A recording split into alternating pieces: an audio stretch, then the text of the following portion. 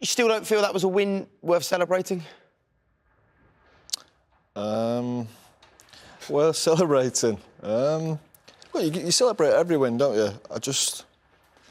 The first half really worried me. As I've said before, look, and I get it, and people are going to say I'm miserable and probably get slagged off by United fans, but that's just the way I thought. I looked at that game thinking about Liverpool on Sunday. Maybe it's the wrong thing to do, thinking about Manchester City, because I thought in that first half, United were all over the place. They were disjointed. They had the two midfield players playing on their own. Now, if you do that against Manchester City or Liverpool, half-time, it'll be 3 or 4-0. You'll be out of the game. You're not coming back. And, yeah, it's great watching, seeing the excitement and seeing the United way, all the smiles on their face, all the attacking, all the goals, all the shooting, all the crosses. It's brilliant. I know that. But that first half just stuck with me. But when you've only won 1 in 5, to win in that manner with that atmosphere and that reaction, I mean, look at, Cristiano... When you say win in that manner, they've come back, from 2-0. Great spirit, great fighting spirit. They conceded still so many chances. Now, if you're playing against quality players, there's no way you're winning that game. Not a chance you're winning that game. And now everyone will get a little bit carried away with this euphoria. Now, will he play that way on Sunday against Liverpool? It was that brilliant, it was that good, everyone's smiling, everyone's happy. Go and do that on Sunday against Liverpool. So, Paul, the performance in the first half even ruined the comeback in the second for you, but Ollie says they played well in the first half. Well, he's emotional, and he's probably go back and watch the first half, and, well, he might not do. I thought it wasn't good, the first half. I thought the shape was all wrong. I thought they had too much possession, created too many chances. And to be fair, when a team's winning 2-0, when you're getting beat 2-0 at half-time at home, I wouldn't say the performance could probably be that good, do you? No. No, exactly. So, look, like I said, he's emotional. He's just won a game coming back from 2-0 down. I didn't like the first half. I am miserable, so I will be miserable. I didn't like the first half. The first half has worried me.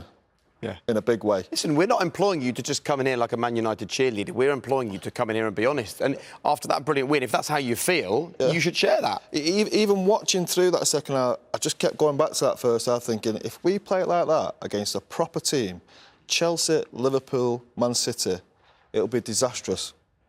It'd be interesting to see this weekend, we'll play the big teams. Will he do that again? He said before the game, 4-2-4. That's exactly what it was. We can see it now, actually. Yeah, we can go to it now. It's exactly what it was, and it left the team. So I felt sorry for the two midfield players. Do you think he'll do the same this weekend? No, not a chance. If he does, they'll get destroyed. They'll get destroyed. Fred and McTominay, I don't care what two midfield players you are in the world, you cannot handle that on your own. There's no chance. Look how high the front four are. There's no connect between the team. And as soon as you lose possession, look at that now. 4 Manchester United players out the way.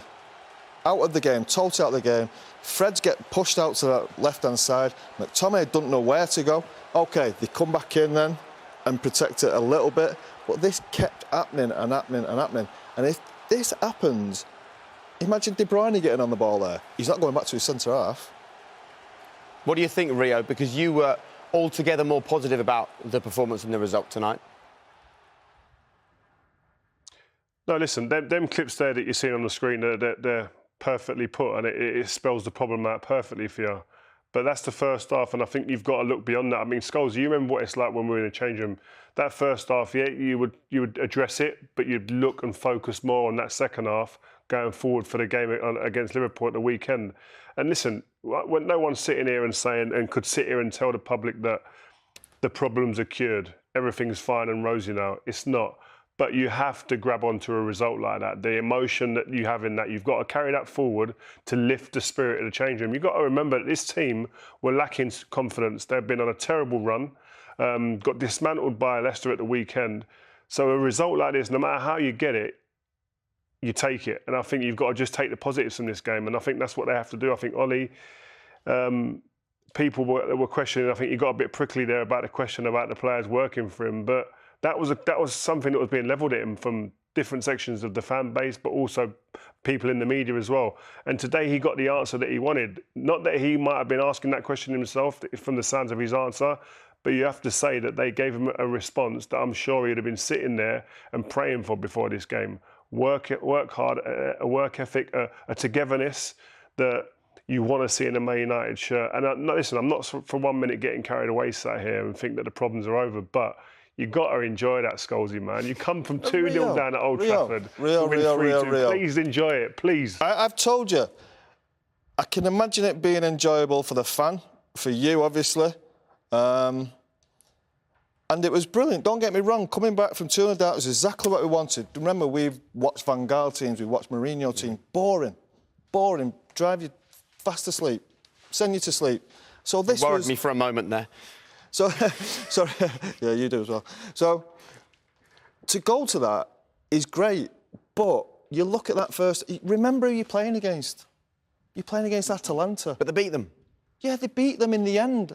They were they beat positives. them at the end. Yeah, they were positives. And like what Rio said there, they've got to take the positives out of it, 100%. But there were negatives, and what you're saying is, against the better team, they will be exploited, I think.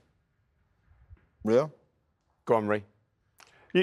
You can only beat what's in front of you as well. That Atalanta team, don't forget they've been. There's a way of beating teams, for the Rio. last 3 years. Yes, there has to be a way of beating teams. Yeah, but I know that, but you have to remember again the confidence that this team have had going into this game has been so shot. They've been on the floor, almost on their knees. This team.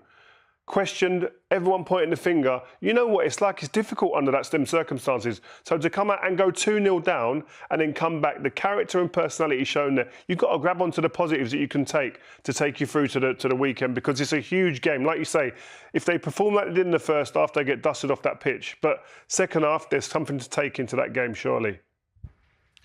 Does the fact they've won in that manner make any difference for the weekend? No, tonight doesn't make any difference. That first half made a difference, but it'll be interesting to see now what he does on Sunday. Will he get carried away with the emotion of that big performance against a lower ranked team and say, right, we'll go for it, we'll do exactly the same? It'd be interesting to see what happens.